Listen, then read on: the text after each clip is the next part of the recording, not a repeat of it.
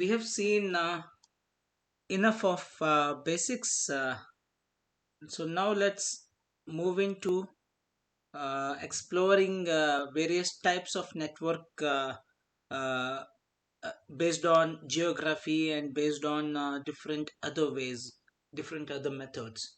So broadly speaking, there are two types of transmission technology that are in widespread use.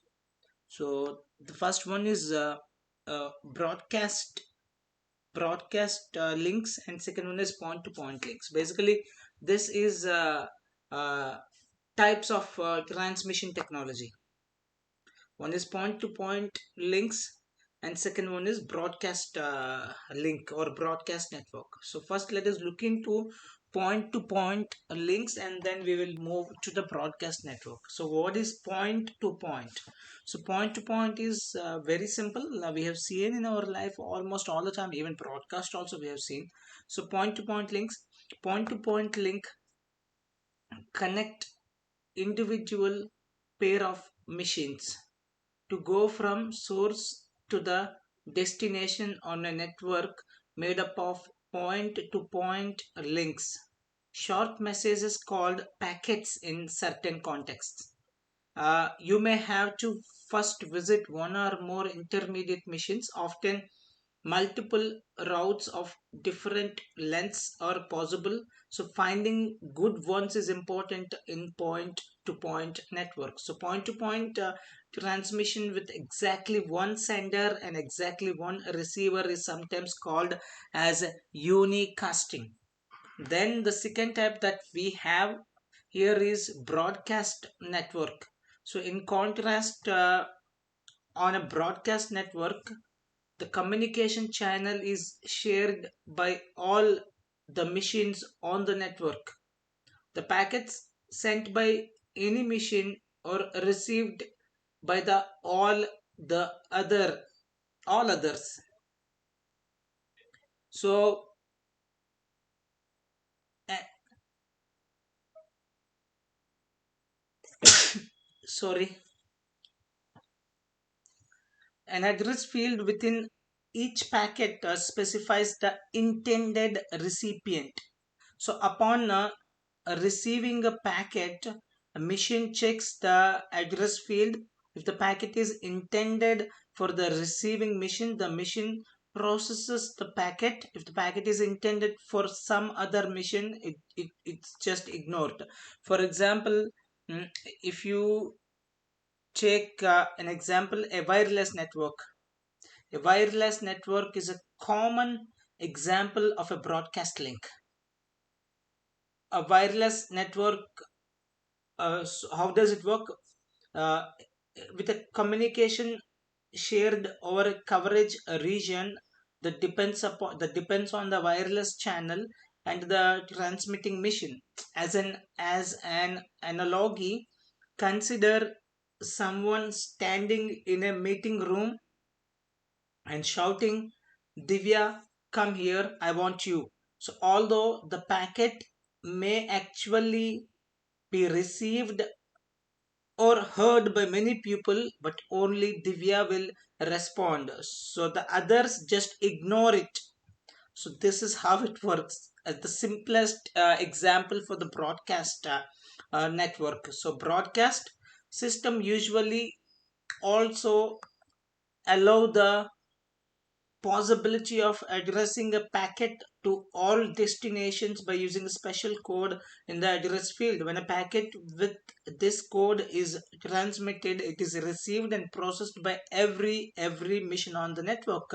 So like when you want to call all, you say hello everybody, good morning to all. So when you address all the people who are inside the meeting hall will process your command. All the people who are in the meeting hall will respond to you, because that's the other way of doing. In similar way, in broadcast, if you use a certain kind of code, all other missions can also be processed at a time.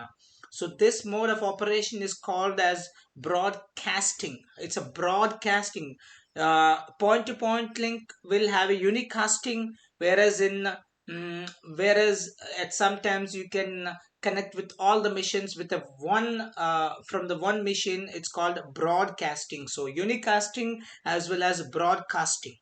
So some broadcast systems also support transmission to a subset of machines, which we call it as a multicasting. So there is one more type of uh, one more way of dividing the networks. This is types of transmission technology. So now let's divide the network. Let's bifurcate the networks based on geography. An alternative criteria for classifying networks is by scale, by sheer amount of scale. The distance is the distance is also an important criteria, the important criteria, of course, but the distance is important as a classification metric or a criteria, because different technologies are used as a different scales. So this one, what we call it as a network classification based on scale. So if you see the following figure, which is displayed on the screen, we classify multiple processor systems by their rough physical size. At the top are the personal area network. What are PAN? What is personal area network? Networks that are meant for one person. So interprocessor distance approximately 1 meter, and processors located in the same, basically around a square meter of a distance. Approximately, it's not a hard and fast rule. It's approximately, if it is with a interprocessor distance of 1 meter, and then if processors are located, all the processors which are part of personal area network, if they are located in and around of 1 square meter, we call it as a personal area network. Beyond these come longer range networks. These can be divided into local area network, metropolitan local areas network, and then a long range one, a metropolitan and wide area networks with increasing scale. So local area network, and then metropolitan area network, and then wide area network with an increasing scale. So then finally, the connection of two or more networks is called the internet. The connection of two or more networks together is called the internetwork.